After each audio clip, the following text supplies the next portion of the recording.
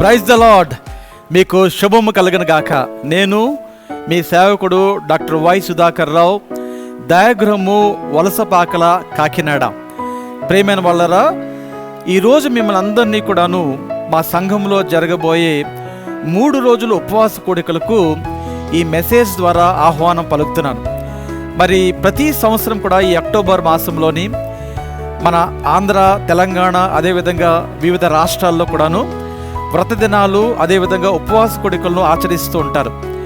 ఈ సంవత్సరము మా దయాగృహం అనే ప్రార్థనా మందిరంలోని 29, 30, 31 తారీఖు అంటే వచ్చే వారము బుధ, గురు, శుక్రవారము ఈ 3 రోజులు కూడాను ఈ ఉపవాస కూడికలను మేము ఏర్పాటు చేసుకున్నాం. మరి ఈ కూడికల నిమిత్తము రాజమండ్రి నుంచి మరి దేవుని సేవకులైనటువంటి రెవరెండ్ డాక్టర్ మకబుల్ గారు, అదేవిధంగా జంగారెడ్డిగూడెం నుంచి రెవరెండ్ డాక్టర్ ఏఆర్ పాల్సన్ గారు కూడాను అద్భుతమైనటువంటి వాక్య పరిచర్య చేయడానికి మన మధ్యకు రాబోతున్నారు. మరి ఈ సంవత్సరము ఈ 3 రోజులు ఉపవాస కూడికలకు కూడాను ఉపవాస దిద్దుబాటు కూడికలు అనే నామకరణం చేయడం జరిగింది. దానికి గల మూల కారణం ఏంటంటే, అక్టోబర్ 31 తారీఖు 1517 సంవత్సరంలోని మార్టిన్ లూథర్ గారు ప్రతి ఒక్కళ్ళ చేతిలో బైబుల్ ఉండాలి అనే ఒక గొప్ప సంకల్పంతో మరి విటన్బర్గ్లో ఉన్నటువంటి చర్చ్ మీద దాదాపుగా 95 ప్రశ్నలతో కూడినటువంటి ఒక లేఖను సంధించడం జరిగింది. ఆ రోజు నుంచి ప్రొటెస్టెంట్ చర్చ్ అన్నది మరి పుట్టడం జరిగింది. అంతేకాకుండా ఈ అక్టోబర్ 31 తారీఖును రిఫార్మేషన్ డేగా కూడాను జరుపుకోవడం అన్నది ఆనవాయితీ.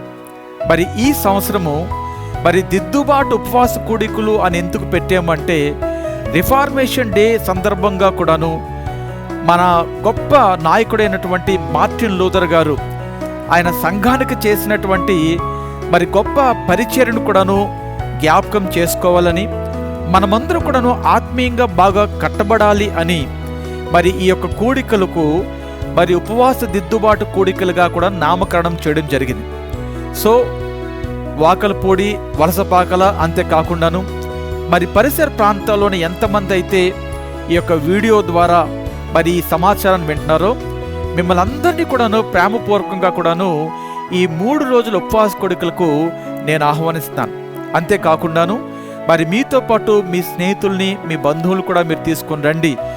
మా దయాగృహంలో ఉన్న ప్రతి ఒక్కరూ కూడాను మిమ్మల్ని ప్రేమపూర్వకంగా కూడా ఆహ్వానిస్తారు. మర్చిపోవద్దు, 29వ తారీఖు అక్టోబర్ ఉదయం 10 గంటలకు మొట్టమొదటి సర్వీస్ ప్రారంభించబడుతుంది. 2 గంటల వరకు ఉంటుంది.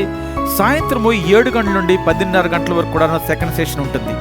మరి 3 రోజులు కూడాను అద్భుతమైనటువంటి వాక్య పరిచర్య, ఆరాధన, అంతేకాకుండాను ప్రార్థన అవసరతల నిమిత్తం కూడాను మరి బహుబలంగా కూడాను ప్రార్థనలు చేయడం జరుగుతుంది.